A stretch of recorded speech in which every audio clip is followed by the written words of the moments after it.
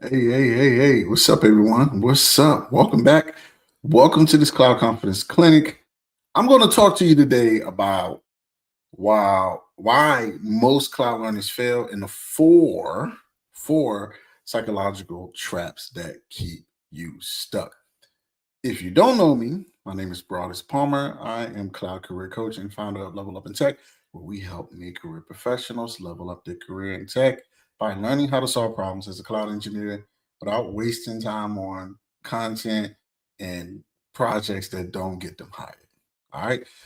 Every we was doing these daily, but every so often I do these cloud confidence clinics because I want to give you the value that you need to move forward and get your mindset right to be able to land these roles in the tough market that's out here. All right. So, really, what I'm saying is by the end of this live, you'll understand exactly what's secretly keeping you from landing a role. And even if you're doing the work, right? While learning more isn't helping you. And the three steps every successful cloud engineer follows in the right order to get hired. All right. So if you can hear and see me well, put the LUs in the chat. I just want to make sure before I give this value, people can hear me because I don't want to be talking and someone says, I can't hear you. Okay. So put the LUs in the chat if you can hear, you can see me well. I just need that. Okay. Before we get started, let me take a little sip of my ginger ale. Where's my ginger ale? I think I left it in the room. I ain't got no ginger ale. Y'all. Lord, y'all know black folks need ginger ale. All right. So put the LUs in the chat now.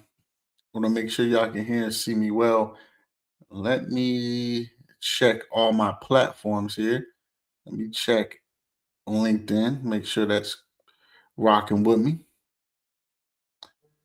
That looks like we rocking. Let's get Instagram on board. Okay. All right. Everything looks good. Everything looks good. Cool. All right.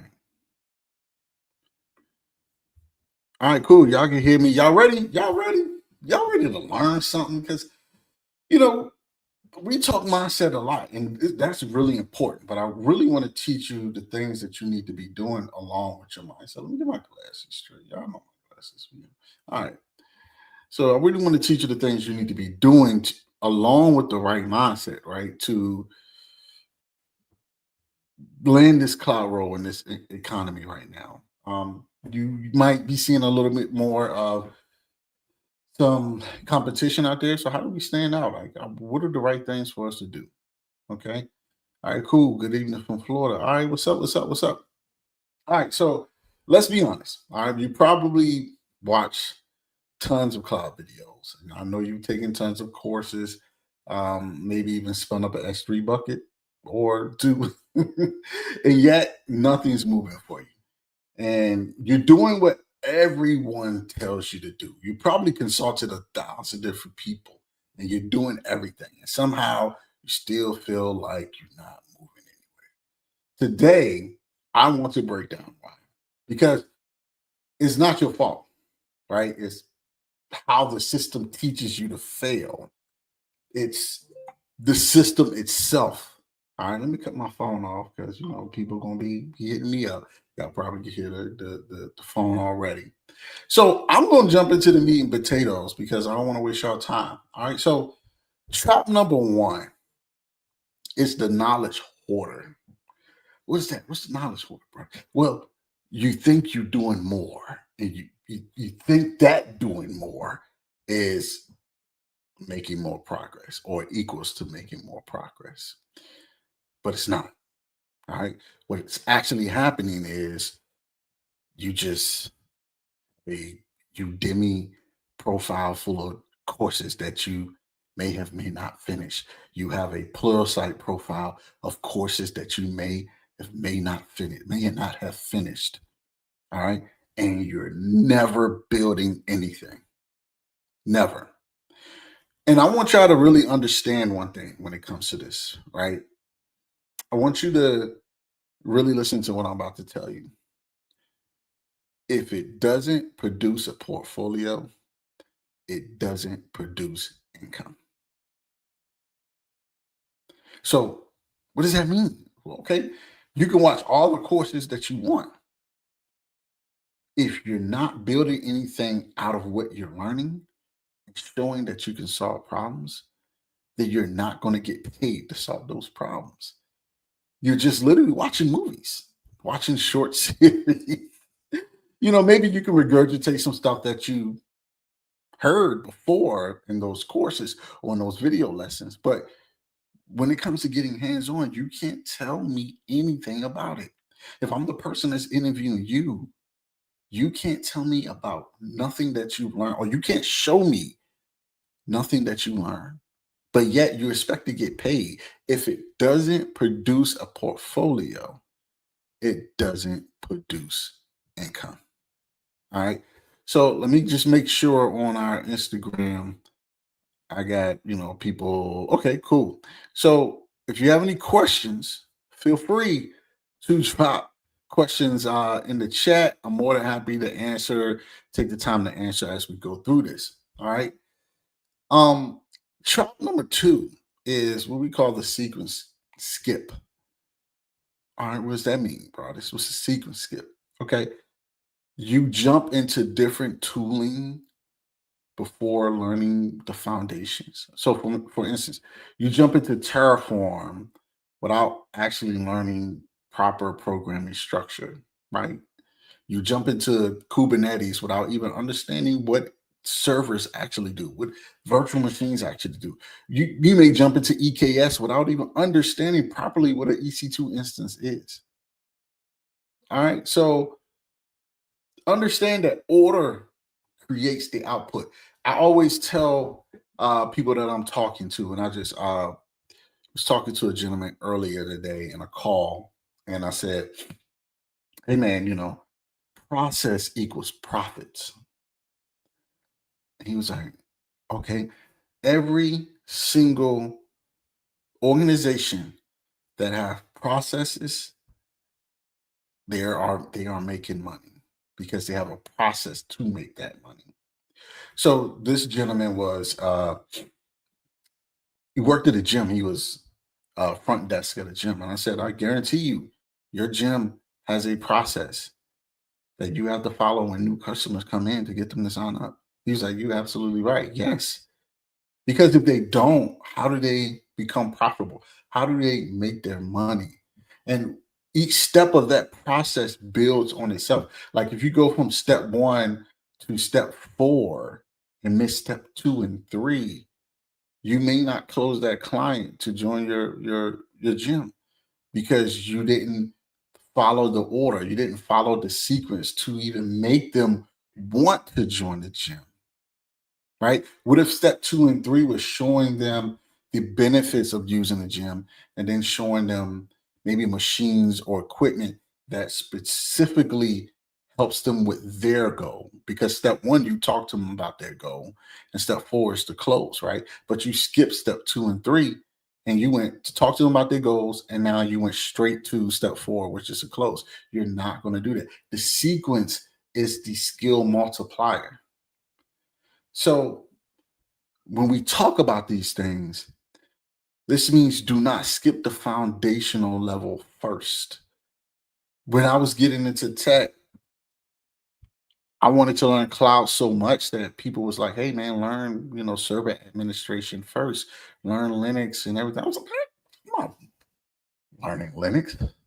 I want to learn the cloud. Like I'll learn Linux later. Like I'm trying to whole time, like the cloud is just a bunch of Linux servers or you know what I'm saying?" So I had to, as I was going into learning the certifications, right? Going into solutions architect, getting deep into it, I had to really backtrack to really understand what I was doing because I knew nothing about server administration.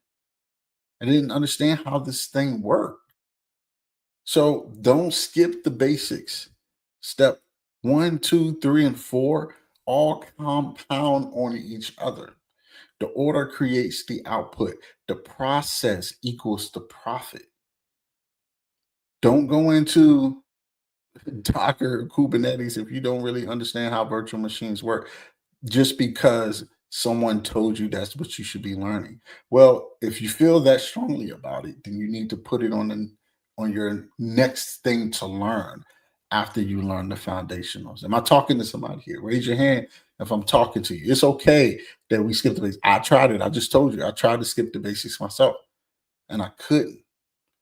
I had to go all the way back to square one because I realized skipping those foundations gave me such a roadblock that I couldn't even comprehend what I was learning.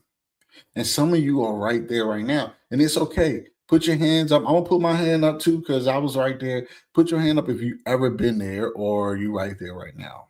I want to see. And it's okay. We just want to make everyone feel comfortable with the place that they're in. Because if that's what you're doing now, we're going to rewire your mindset so you don't do it anymore. Okay. Trap number 3 is validation, seeking validation. All right. So, or not seeking validation, excuse me. So, we always study in silence. We always do things by ourselves. We don't have any feedback. We don't have any collaboration. We don't even have no accountability, no community. So, understand this like, you can't correct what you can't see, you can't correct what you don't know. So, for all of you that are studying in silence because you feel like you're going to look stupid if you ask for help or you post something or you do something that's wrong. The failure of it is the process that is forging you into the engineer that you need to be, forging you into the engineer. So, how are you going to get better if you have no one around you to show you the things that you need to do to get better?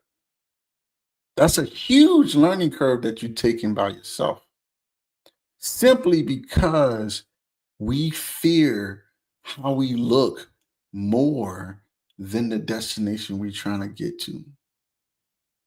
Understand how many times Michael Jordan, Kobe Bryant, whoever had to fail at basketball. Like Mike didn't even get picked for his high school basketball team. My pastor just talked about that in church Sunday. Mike didn't get picked for his basketball team, right? How many shots did they miss? How many game winning shots did they miss over the years to be able to perfect the game winning shots that they took when it actually mattered? They had to be comfortable with looking crazy and taking those risks and getting people that can help them become better. LeBron spends $1 million a year on his body and training and everything and making sure he has to pull those people around him to be able to continue to be elite. And we are sitting in silence, not even asking. Think about it. We have people sometimes in our coaching calls that don't raise their hand because they're scared of asking questions because they're scared of what they're going to look like. Meanwhile, when you get into a role, one of the most important things that our partners talk to us about is getting people to speak up and give advice on solutions that they may think can work because they hired you for your creativity and your value. So we have to get out of working in silence now. Some people keep this habit and get a project, and let's say you get in a role and you get a project and you work and you're like, it's not working. Okay, I got to figure out how to make this work because if I don't figure out how to make this work, then I'm gonna lose my job.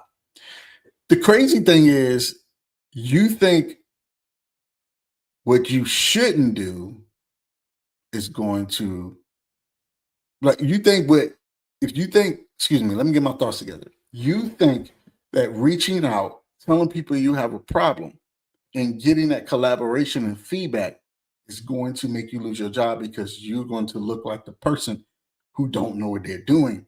Meanwhile, that's the thing that's going to help you keep your job. What you think you're doing now is the best form, is the thing that's going to make you lose your job.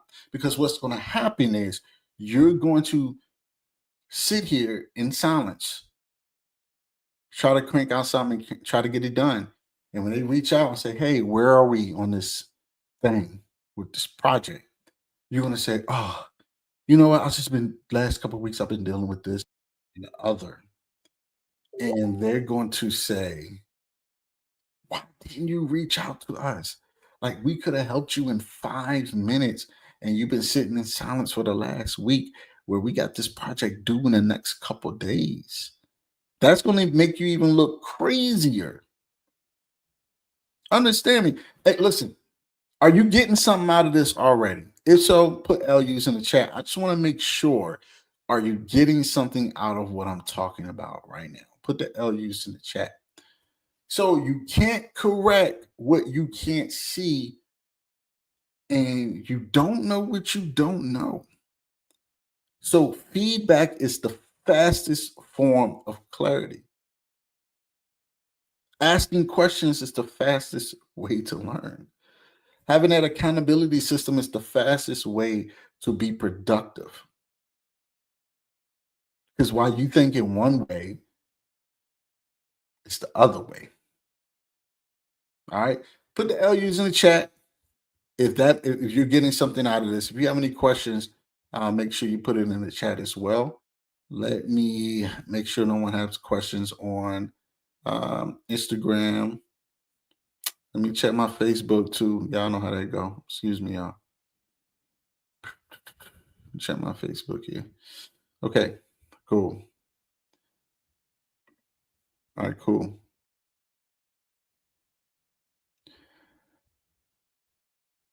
All right, so let's push this up real quick.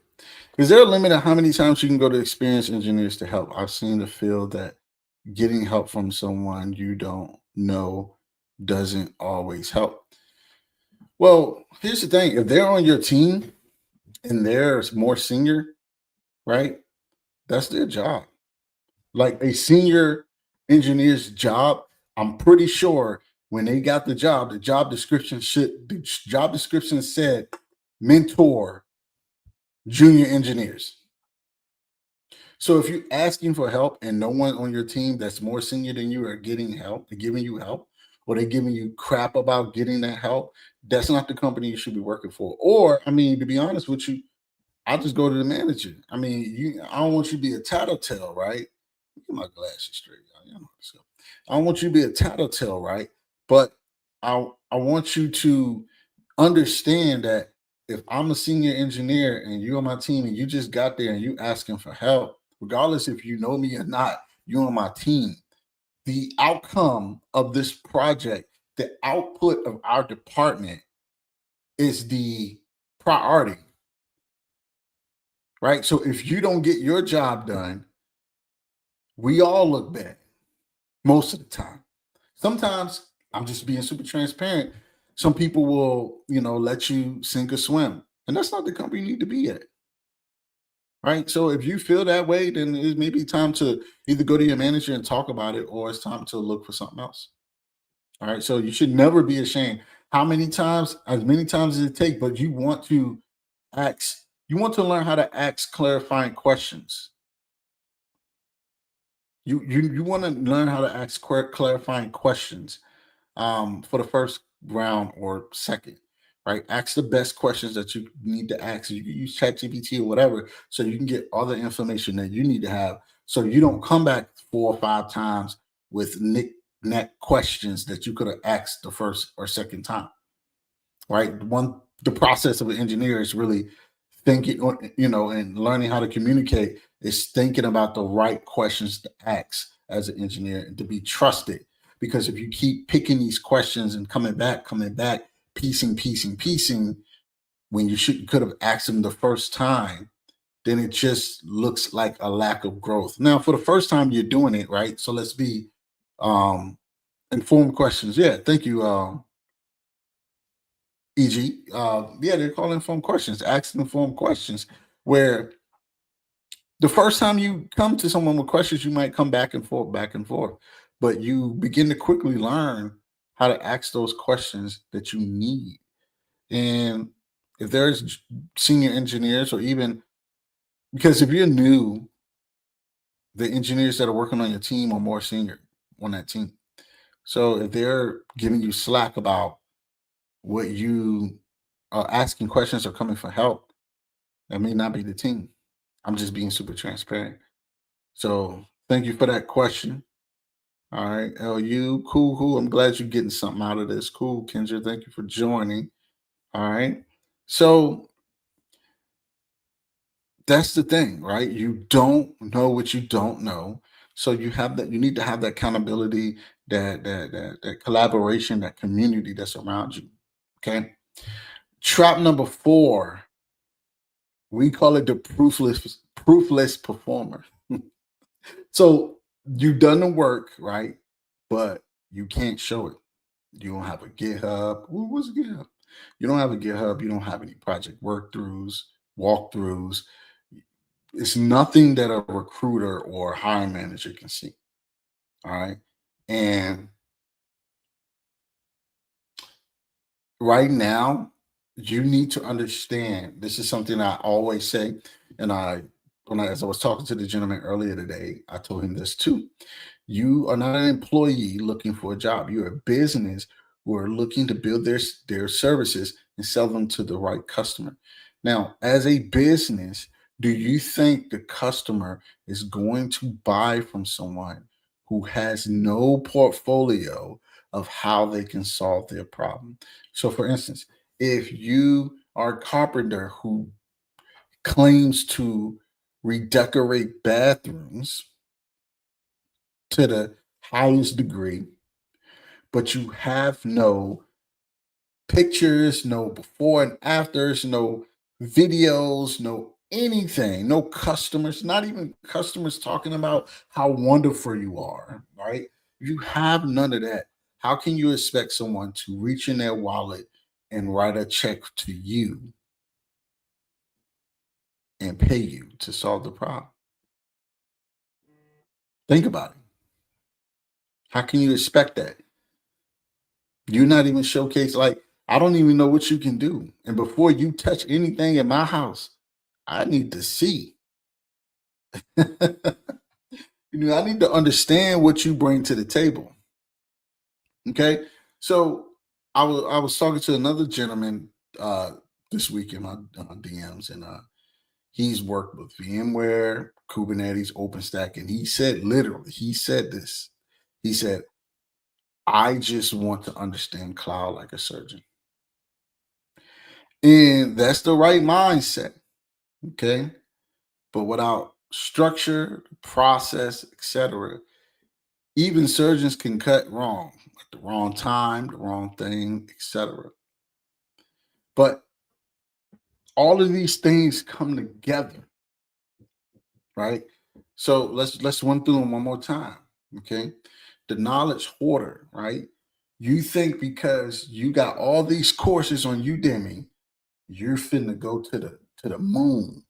Meanwhile, you finishing 20% of this course, 30% of that course, 8% of this course, and you're just course collecting, and you're not even getting hands on. You're not even doing any of the labs. So you barely understand what an EC2 instance is. You barely understand what storage is, right, in the cloud. You barely understand how a virtual network or virtual private cloud works. And you haven't even built anything. So that means if it doesn't produce a portfolio, it doesn't produce income. All right. Number 2 is a sequence step. So you try sequence skip, excuse me. You're trying to skip the fundamentals or skip the process to learn things that somebody told you to learn because you think it's the fast track to get you a job. And the whole time you're doing yourself a disservice because, like, how, once again, how are you going to understand how containers and then orchestration of those containers, how that works, if you don't even understand how virtual machines work, how an application on a server works, right? How the networking within that server works? You can't, right? How do you understand um, Terraform that's written in HashiCorp language if you never even got a little bit of an understanding of how programming actually works, or how to program. Excuse me. You know, if you never even work with a high level language like Python, right? Just to script a little bit, even Linux, right? Just to script Bash, just to script a little bit. How are you going to understand how infrastructure as code work? It is still code, and you still need to understand how this flows, right? How modules work, how dependencies work. You need to understand all of these things. All right. We get number three, right? The validation void. You're studying in silence. You have no feedback, you have no collaboration, you have no accountability. So you can't correct what you can't see. So this is vital. The number three is vital because this is a habit that people take into the workforce of being silent. And then they mess up something, or just because they were silent, they didn't get in something done on time. And we see this in the so I want to say something real quick just to give you an understanding. We see this in our program a lot as well, where some folks are scared to ask the question, and then they ask the question after spending an hour on something, 2 hours, or a day, and they get the answer quick in like 5 minutes, and automatically that creates a level of imposter syndrome. Will look like, oh my God, see, you got it in 5 minutes, and it took me 4 hours to get this. But that's the forging. That's the forging. That's the journey that you need to go through to understand, you know what, maybe I should ask questions sooner. It's not the lack of progress or the lack of your ability to do it. It's the fact that you didn't collaborate and ask the question sooner.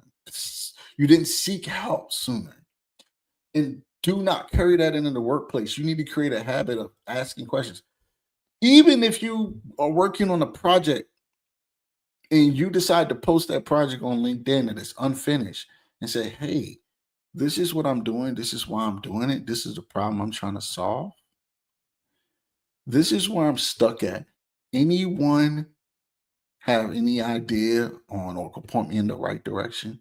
You know what that does? Let me tell you what that does. That is actually a marketing tactic in itself. If you can get out of your comfort zone and share those vulnerabilities, what's going to happen is you're going to have more senior engineers help you with your project. And what does that do? What does that do?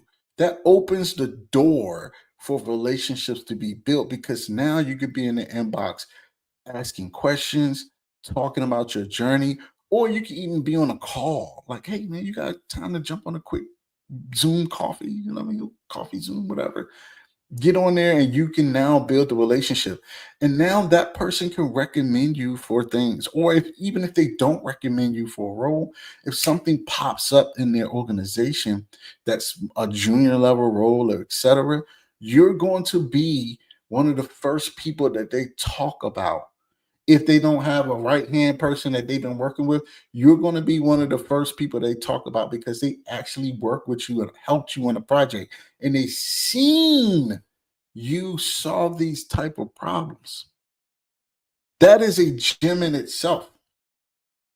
So you need to get outside of that comfort zone and really focus on showing your vulnerabilities, because that can help you land a role. A lot of people are so, I don't want to show that side of me. Well, sometimes companies look at individuals like that, like, hey, this person is not scared to share what's not working for them, and they're not scared to get out here and roll up their sleeves to figure out how to solve this problem. You see what I'm saying? So that's what you need to understand. And then trap four is the proofless performer. You've done the work, but you can't show it. You don't have a GitHub. You don't have any project walkthroughs. You don't have a Medium that's documenting your projects. Nothing that recruiters or hiring managers can see. And people are not going to buy that. Right? If you don't have any portfolio right now, you can create your own portfolio. You can just create an HTML file that kind of just builds a front end site for you. You can host it on a cloud storage service like S3 or cloud storage in GCP or Blob and Azure. And you can continue to just put your projects there that are static or even add videos, right? One of the most, so you're a brand. And as a business, if you're building a service, your skills, how are you marketing yourself? How are you going to stand out amongst all the other people who are doing what you're doing to showcase your ability to solve problems? Well, if you're not showcasing your proof, you're doing what 90% of them doing already, right? They're just applying with no proof. But if let's say you say, you know what, I'm just going to go the extra level and I'm going to showcase my problem solving abilities on Loom. I'm going to create a video. That video is going to garner some attention. Somebody's going to watch it. And while you think, oh, it's only beginners that's behind me that's going to watch it. No, somebody that could be working in a role that may not know what you're doing, right? If you're working with, let's just say Terraform again, and they haven't worked with Terraform, and you got a neat little project that you've shown on this Loom video, they're going to watch it and they're going to say, you know what? Kendra has been showcasing all types of videos. And we just got this role open. I think I want to reach out to her because she actually taught me something. That's how the mindset of someone that's watching you works. They're not looking at you like, that's stupid. They're not doing that. They're looking at you. Little do you know, even if you don't feel like an expert, you're actually putting yourself out there to be one. And that's what organizations want to see because they want to see if you engage with their customers, how are you going to be? How can you talk to a customer that's non-technical to teach them what you're doing? Understand? That's exactly what building a portfolio can do for you in so many ways. You think it's just project building, putting it out there. No, it's a whole branding and marketing mechanism that goes with this that you actually need in order to get hired. All right. Somebody said I was having a conversation with my sister about comfort zone and trying to sell yourself to tech recruiters. She sold herself better than me and she's not in the tech. But here's the thing, right?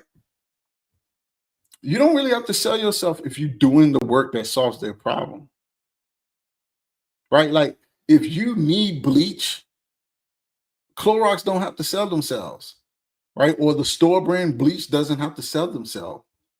They just need to solve your problem. You go into the bleach aisle or you go into the aisle with bleach. You're not, all you have to do is just look like who, if a store doesn't have bleach, you're like, well, they ain't got bleach. I mean, I don't want nothing else. I want somebody that can help me, whatever I'm cleaning or whitening my clothes, whatever it is.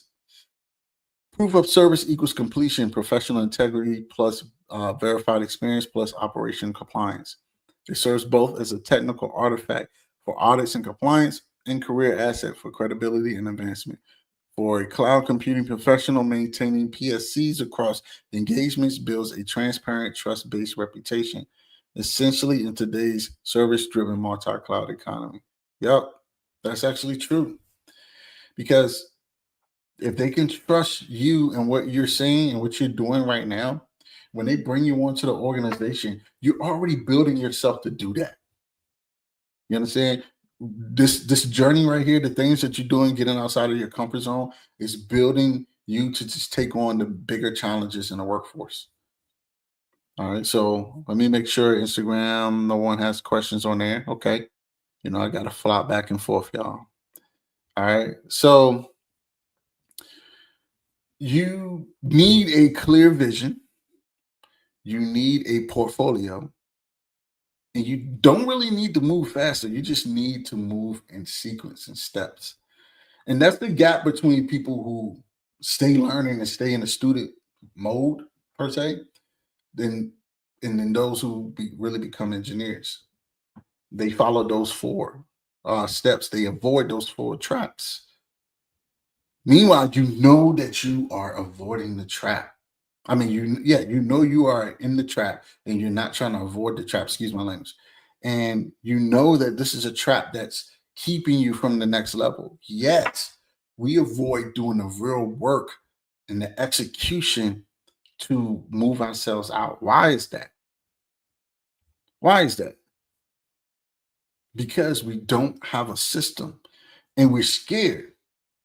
So when you don't have two of those things, you tend to kind of stay in place because you tend to only do what's comfortable. And what's comfortable is not going to move the needle in you landing a high paying role in cloud, especially in 2026 coming up. So here's how we fix all of that with the Learn It, Lab It, and Level Up system. So step one, you need to learn it. Information integration. Pick a cloud. Brothers, what's the best cloud? I get that all the time. It doesn't matter. Oracle, AWS, GCP, it doesn't matter. Just focus on one right now. Learn by doing, not memorizing. Focus on 20% of the concepts that power 80% of the jobs. So those concepts are IAM, virtual machines, EC2, right? Storage, which is S3 and AWS, virtual networks, right? Networking, and the command line. Just those five basics, those five fundamental things is focusing on solving 80% of the problems that companies need engineers to work on. All right. Step two, you're gonna lab it. So practice, practice, practice. This morning, I posted a post about doing something so much that it gets boring, and that's how confidence gets built. Well, we practicing, right? We building something. You can start by building something small every week, right? I don't want you to really chase certifications right now. You need to chase completions. You need to complete what you start, right? So every lab you finish needs to solve a problem that attracts someone at a company that you want to work for. And you need to do that multiple times so you can get comfortable and you not only stop expecting what can happen because you already know what's going to happen. You start expecting what happens next. And even if you hit some failures along the way, you're like, oh, well, if you do that, then I know you're probably going to get this type of failure. That's when you can start speaking to your projects in an interview and you show that you have the proof because you're talking about it, you know it, and you're showcasing it right there. What do you mean by showcasing it? You pulling your projects up. This is what I've been labbing. This is what I've been practicing. Let me show you the problem that I've been solving. This project right here solves XYZ problem for your company here at ABC. And let me walk you through my process and what I did to solve this. Do you think somebody in the interview is going to say, no, we don't want to see that? Turn it here. We don't want to see that. Absolutely not. They want to see everything you're doing so they can make the right decision if you're the right person to solve their problem, right? And step three, level it up. Documentation. Turn every project into a story in your portfolio, into a story, a README file in your GitHub. And you can create architecture diagrams with diagrams.net or Lucidchart and create a short video walkthrough. Use Loom. You can use Mac has videos right now. It might not show your face, but it can show the video walkthrough. You can use all types of software right now. That's how your name is going to be remembered. You do this over and over and over, and you keep posting and posting and posting, and you become the person trusted to learn some cloud skills from. And companies going to look at you to see what problems are you solving today. Because today you may be solving simple problems. Tomorrow it might be the right problem they needed someone to solve. Right? Most people think that building a portfolio is extra. It is not extra. It is the only thing that counts. Think about that. Most people I talk to think that building a portfolio is extra on what they have to do. And it is not. It's the only thing. Don't care how many certs you have. Don't care how many courses you worked or looked at or learned. It is the only thing that matters when you coming into trying to apply to a role and get hired so they can see you in as an asset. They can't see you in as an asset. No. So when you structure your learning this way, something wild happens. Each project or each quick start tutorial compounds on the next. Every lab you finish teaches you something different that you didn't even know that you needed for the next one. So think about it like investing. You are the best stock you could ever invest your money into. So, but just think about it for a moment. The first 3 months, you're just compounding knowledge. The next 3 months, you're compounding visibility. So within 6 months, you're building and compounding on your opportunity. So you can take your 90 days to learn, lab, and all of that. You take your next 90 days to continue to lab and projects and level up and build your brain. And by month 6, you have all these things together. And it's a process that you continue to work every day and get better and better and better with. And now you're compounding on that next opportunity.